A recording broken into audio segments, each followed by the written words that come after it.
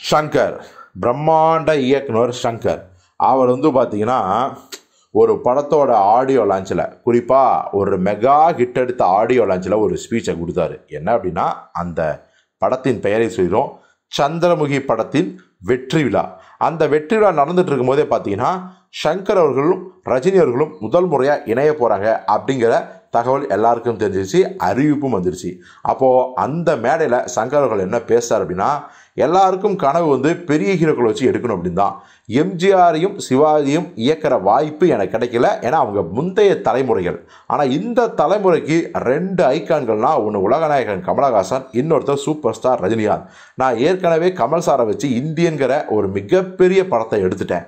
இப்போது ரஜினி சாரையும் வைத்து எடுத்துட்டேன்னா என் வாழ்வில் முழுமையான சினிமா வாழ்க்கை அமையும், அல்லது சினிமா வாழ்க்கை முழுமையாக அமையும் அப்படிங்கிற மாதிரி சொல்லிட்டாரு. ஸோ மிகப்பெரிய ஒரு கரகோஷம் எழுந்தது இல்லையா? கிட்டத்தட்ட அப்படி ஒரு நிலைமைக்கு தான் நம்ம லோகேஷ் கனகராஜ் வந்திருக்காரு. என்ன சொல்கிறாரு அப்படின்னா, நமக்கே தெரியும், நம்ம தளபதி விஜய் வைத்து 3 படங்களை இயக்கிவிட்டார். ஒன்று பார்த்தீங்கன்னா மாஸ்டர், இன்னொன்று லியோ. 3வது படம் என்னடா அப்படின்னு கேட்டால், கிட்டத்தட்ட லியோவோட இன்னொரு வெர்ஷன் இருக்குங்கிறாங்க.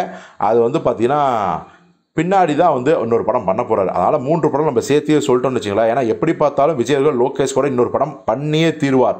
அப்போ அரசியல் அதெல்லாம் வேற ஒரு டிபார்ட்மெண்ட்டு. பட் லோகேஷ் கூட ஒரு படம் பண்ணியே தீர்வார் அப்படிங்கிறதுல அவர் முனைப்பாக இருக்காரு. ஸோ அதனால் விஜய் வச்சு 3 படங்கள் கூட கணக்கு வச்சுக்கலாம்னு வச்சுங்களேன்.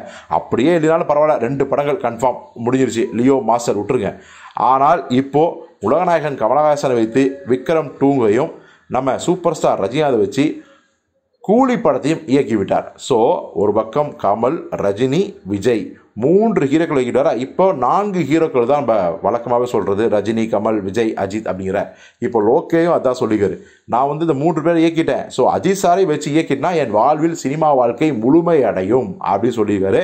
ஸோ அது குறித்து பல வருடங்களாக நம்ம சுரேஷ் சந்திரா கூட நட்பில் இருக்காராம். இப்போ சமீபத்தில் பார்த்தீங்கன்னா சுரேஷ் சந்திரா சாரை சந்தித்து, சார் நம்ம அஜித் சார் கூட படம் பண்ணணும்னு ஆசைப்படுறேன் அப்படி சொல்லும்போது, அஜித் சாரும் ரேஸில் பிஸியாக இருக்காரு, அவருடைய அடுத்தடுத்த கமிட்மெண்ட்டும் இருக்குது. நானும் இந்த மாதிரி ப்ராஜெக்டில் என்னுடைய கமிட்மெண்ட்ஸில் மாட்டிக்கிட்டேன். ஸோ 2 பேரும் ஃப்ரீ ஆகும்போது அந்த ப்ராஜெக்ட் டேக் ஆஃப் ஆகும்.